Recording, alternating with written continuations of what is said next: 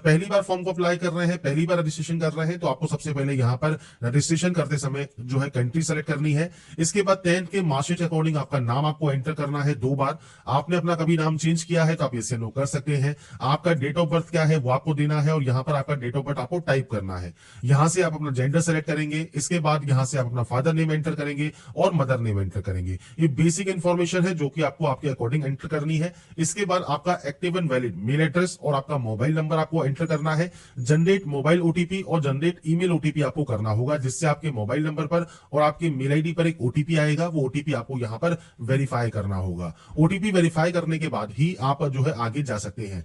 आगे ऑप्शन मिलता है वेरिफिकेशन डिजी लॉकर के साथ, वेरिफिकेशन आधार कार्ड के साथ। तो आप यहां पर कोशिश कीजिए इन दोनों में से कोई भी एक ऑप्शन चूज कर सकते हैं। I do not have Aadhaar card का ऑप्शन भी है कि आपके पास आधार कार्ड नहीं है, पर ये फ्रेंड्स बाद में मैंडेटरी रहता है। तो आप कोशिश कीजिए यहीं पर ही अपने आधार कार्ड पर आप क्लिक करें और यहां पर आपके जो 12 डिजिट का आधार कार्ड नंबर है वो आप एंटर करें। जनरेट आधार ओटीपी करें, जिससे आपके जो फ्रेंड्स आधार कार्ड में रजिस्टर्ड मोबाइल नंबर है उस पर एक ओटीपी आएगा। वो ओटीपी डालकर आपको यहां पर सिंपली से वेरीफाई करना है। वेरीफाई करने के बाद इसे यहां से कंफर्म करना है। कंफर्म करने के बाद नेक्स्ट ऑप्शन आता है आपके पासवर्ड क्रिएट करने का। तो यहां से अपना एक पासवर्ड आप क्रिएट करेंगे और पासवर्ड कैसा होना चाहिए, तो इसके लिए फ्रेंड्स मैं आपको यहाँ पर एक डेमो शो कर देता हूं। कुछ इस तरह का पासवर्ड आप यहाँ बना सकते हैं, जिसमें आप capital letter, small letters, special character और नंबर्स आप यूज करेंगे।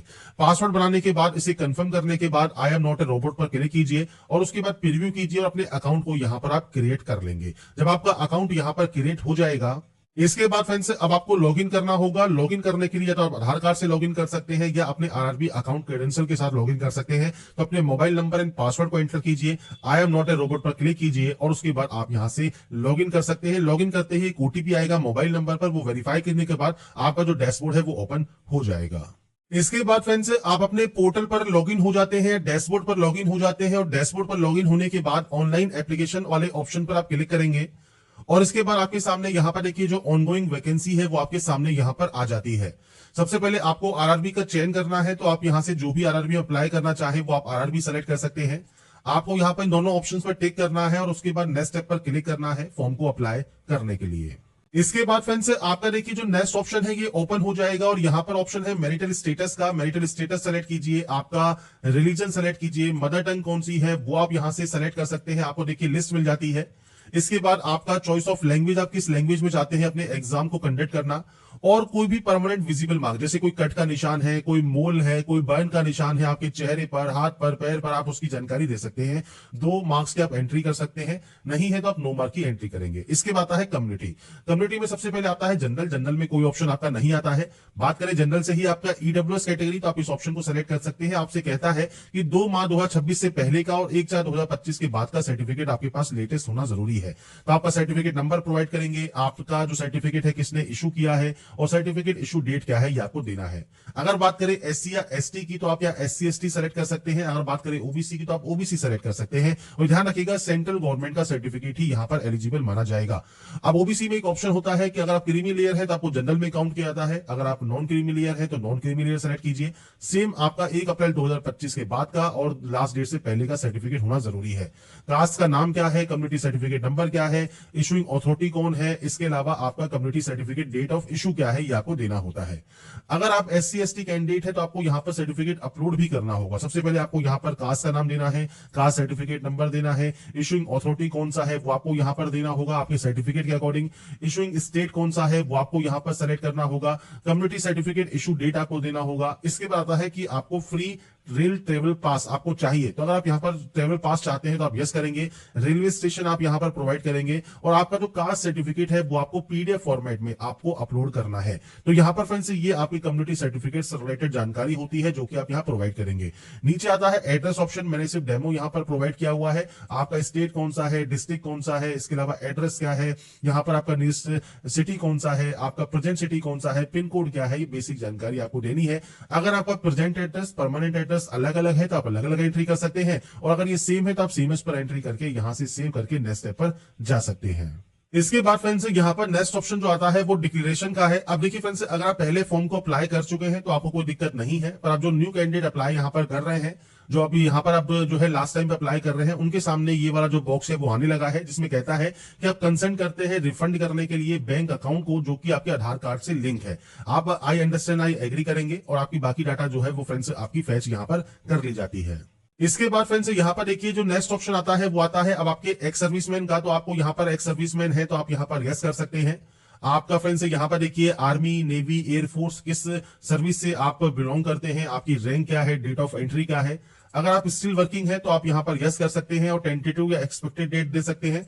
नहीं है तो आप सिंपली नो करेंगे और date of discharge, reason of discharge आपको देना होगा, आपका डिस्चार्ज सर्टिफिकेट नंबर आपको देना होगा, और आपने कभी री एम्प्लॉयमेंट ले लिया है एज ए एक्स सर्विसमैन तो आप ये से नो कर सकते हैं। नहीं है एक्स सर्विसमैन, सिंपली नो कर दीजिए।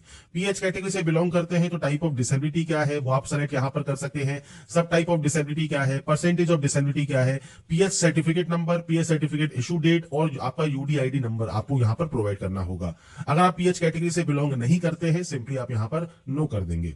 इसके बाद स्क्राइब आपको चाहिए नहीं चाहिए वो जानकारी आप दे सकते हैं। इसके बाद आता है ईबीसी। अगर आप ईबीसी होल्डर हैं तो आप वो फीस में छूट चाहते हैं तो आप यस कर सकते हैं। आपको कोई और बेनिफिट नहीं मिलता, यहाँ पर आपको फीस में छूट मिल जाती है। अगर आप यहाँ पर इसमें बिलोंग करते हैं, टाइप ऑफ डॉक्यूमेंट्स में से ईबीसी सर्टिफिकेट आपके पास है या बीपीएल कार्ड है, इज्जत एमएसटी आपके पास इशू किया गया है रेलवे के द्वारा, तो आप ऑप्शन को सेलेक्ट कर सकते हैं। इशूइंग अथॉरिटी क्या है और आपका सर्टिफिकेट जानकारी आपको देना होगा, इससे आपको फीस में छूट यहाँ पर मिल जाती है। नहीं है सिंपली नो कर दीजिए। एम्प्लॉय है इंडियन रेलवेज में तो यस कर सकते हैं और आपकी जानकारी यहाँ पर प्रोवाइड कर सकते हैं। नहीं है तो सिंपली आप इसमें भी नो करेंगे। अगर आप फ्रेंड्स अदर देन एम्प्लॉय है रेलवेज के तो आप सेंट्रल गवर्नमेंट में वर्क करते हैं, स्टेट गवर्नमेंट में, पीएसयू में, तो आप अपनी जानकारी यहां पर प्रोवाइड कर सकते हैं। नहीं तो आप इसमें भी नो या नॉट एप्लीकेबल कर देंगे। अगर आपने रेलवे से अप्रेंटिसशिप किया हुआ है और आप यहां पर यस करते हैं तो आपके ट्रेड का नाम, आपकी ट्रेनिंग की डेट कब से कब तक रही है वो जानकारी आप दे सकते हैं। नहीं तो आप इसमें भी नो करेंगे। इसके बाद आता है bank detail for refund of fees. पहले आपने देखा होगा आपको यहाँ पर अकाउंट डिटेल्स फिल करनी होती थी जिसमें आपका आईएफएससी कोड वगैरह सब आप देते थे, पर आप यहाँ पर देखने को मिलता है आपका आधार कार्ड नंबर। तो आपके 12 डिजिट का आधार कार्ड नंबर एंटर कीजिए और उसके बाद आपका फ्रेंड्स देखिए जो आपका बैंक है वो आपका ऑटोमेटिक यहाँ पर फैच कर लिया जाता है। और ये आपके आधार कार्ड नंबर डालने के बाद थोड़ी सी प्रोसेसिंग होगी, उसके बाद आपका जो बैंक है वो आधार जो लिंक होगा वो आपका फैच हो जाएगा। यहाँ पर अगर आप चेंज करना चाहते हैं अपने अकाउंट डिटेल्स को तो आप यहाँ पर जो अपनी डिटेल्स है वो आप चेंज भी कर सकते हैं। मान लीजिए आपको किसी और अकाउंट में भी चाहिए तो अपना जो दूसरा आपको मान लीजिए किसी के अकाउंट में आपको पैसा चाहिए तो उनका आधार कार्ड नंबर डालकर भी आप जो है अकाउंट नंबर यहाँ पर फैच कर सकते हैं। तो यहाँ पर सिंपली आप कर दिया है, यहाँ पर इन्होंने आधार कार्ड नंबर आप देंगे, ऑटोमेटिक आपके आधार कार्ड से जो भी बैंक अकाउंट जो है लिंक होगा वो ऑटोमेटिक यहाँ पर फैच कर लिया जाएगा। तो ये जो ऑप्शन है वो यहाँ पर दिया हुआ है। तो आपको सिंपली अपना आधार कार्ड नंबर देना है और यहाँ पर अपने बैंक अकाउंट को फैच कर लेना है। अगर अभी फैच नहीं हो रहा है तो थोड़ा साइट का सर्वर का प्रॉब्लम आता है, तो आप थोड़ा सा वेट जरूर कर लें। आपका जो ये प्रॉब्लम है इसमें कोई भी आपको दिक्कत नहीं आएगी। सिंपली आपको यहाँ पर अपने आधार कार्ड नंबर डालकर आपके अकाउंट को फैच करने के बाद सेव एंड नेक्स्ट आप कर सकते हैं। इसके बाद फ्रेंड्स नेक्स्ट ऑप्शन आता है आपकी क्वालिफिकेशन का। आप देखिए क्वालिफिकेशन में सबसे पहले यहाँ पर देखिए 10th आपके पास है, एनईसी है, आईटीआई है, 10+2 है, बैचलर डिग्री है, मास्टर डिग्री है, मल्टीपल ऑप्शंस आपको मिलते हैं। सबसे पहले आपको 10th की एंट्री करनी होगी। 10th ऑप्शन को आप सेलेक्ट करेंगे क्योंकि हमने 10th को पहले से ही ऐड किया हुआ है। अगर आपको ये ऐड दिखता है तो आप इस एडिट वाले ऑप्शन पर जा सकते हैं। किस स्टेट से आपने पास किया है, डिस्ट्रिक्ट कौन सा है, बोर्ड का नाम क्या है, डेट ऑफ पासिंग कौन सा है, आपका रोल नंबर क्या है और सर्टिफिकेट नंबर या सीरियल नंबर आपका क्या है 10th का, वो आप यहाँ पर प्रोवाइड करके इसे अपडेट कर देंगे। ऐसे ही अगर मान लीजिए आपने सिर्फ 10th की हुई है तो आप 10th की एंट्री करने के बाद नेक्स्ट स्टेप पर जा सकते हैं। अगर मान लीजिए आपने आईटीआई से फॉर्म को अप्लाई कर रहे हैं तो आईटीआई में आपको ट्रेड का ऑप्शन मिलेगा, एनी डिसिप्लिन का, स्टेट का ऑप्शन मिलेगा, आपके डिस्ट्रिक्ट का ऑप्शन मिलेगा, इंस्टीट्यूट का नाम, आपका date of passing, certificate NCVT या एससीवीटी अप्रूव्ड है और सर्टिफिकेट टाइप आपका कौन सा है वो आपको सेलेक्ट करना होगा।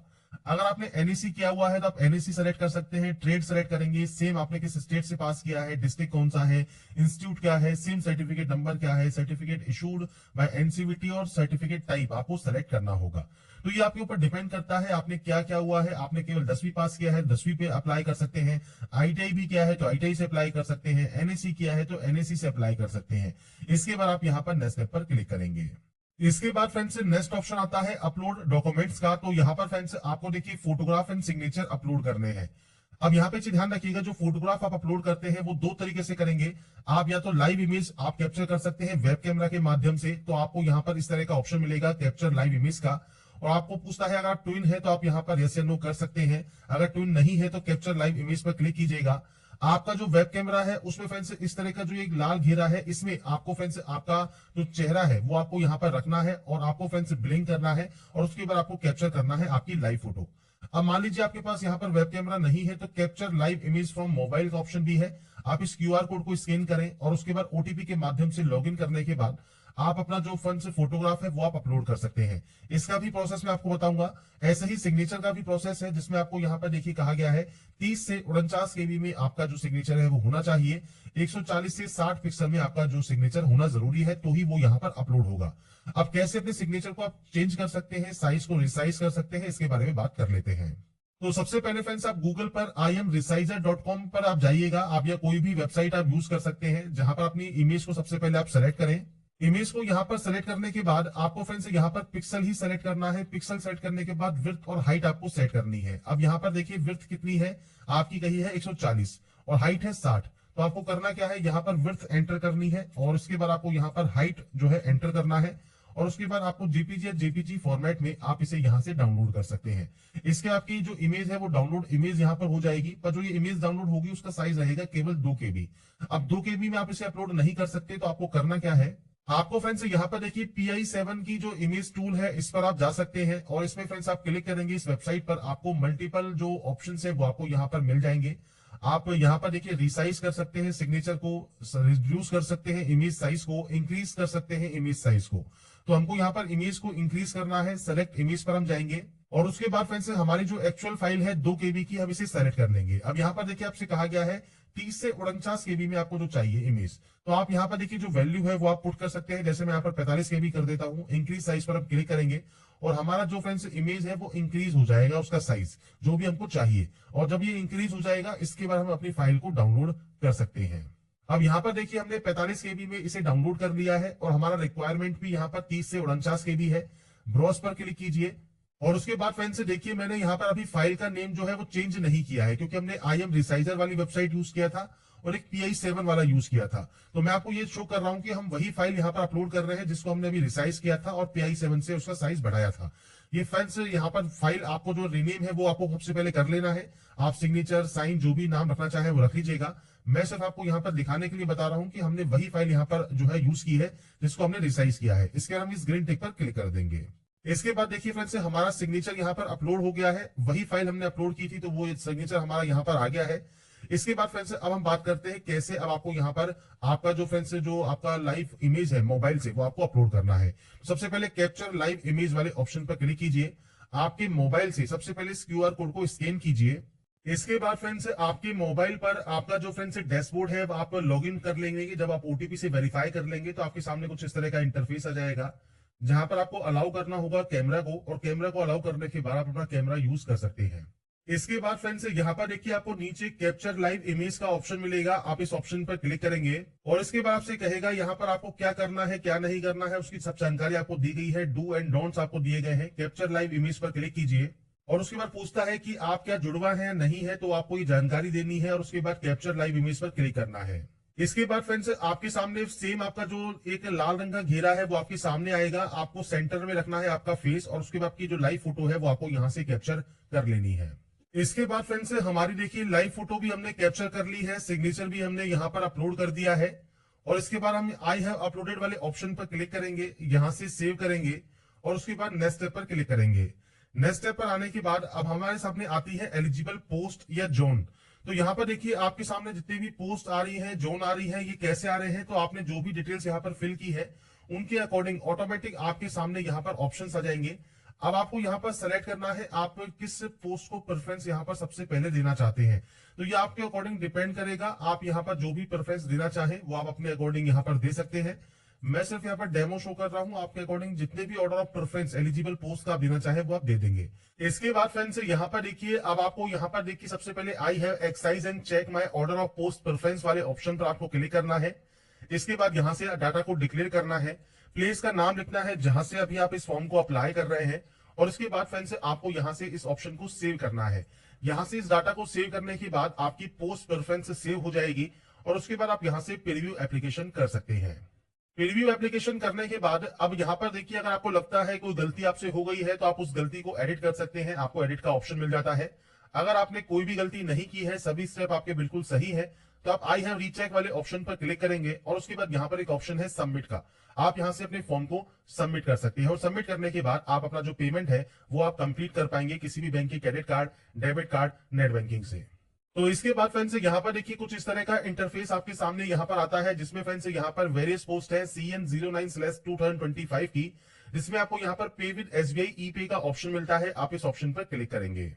इसके बाद फ्रेंड्स मल्टीपल ऑप्शंस हैं, आप चाहे तो कार्ड यूज कर सकते हैं, आप चाहे तो नेट बैंकिंग यूज कर सकते हैं। पे बाय नेट बैंकिंग पर क्लिक करके SBI की या किसी अदर बैंक की नेट बैंकिंग आप यूज करते हैं, या सिंपली यूपीआई पर जाकर या तो आप यूपीआई आईडी से पेमेंट कर सकते हैं, या आप यूपीआई QR कोड सेलेक्ट करेंगे, पे नाउ पर क्लिक करेंगे और इसके बाद इस QR कोड के माध्यम से आप अपना जो पेमेंट है वो आप यहां पर कंप्लीट कर सकते हैं। जब आप इस QR कोड को स्कैन करेंगे उसके बाद फ्रेंड्स आपका जो पेमेंट है वो आपको करना होगा। पेमेंट जैसे ही वेरीफाई होगा आपका फॉर्म फाइनल सबमिट हो जाएगा और आप अपना जो प्रिंट आउट है वो सेव या डाउनलोड करके अपने पास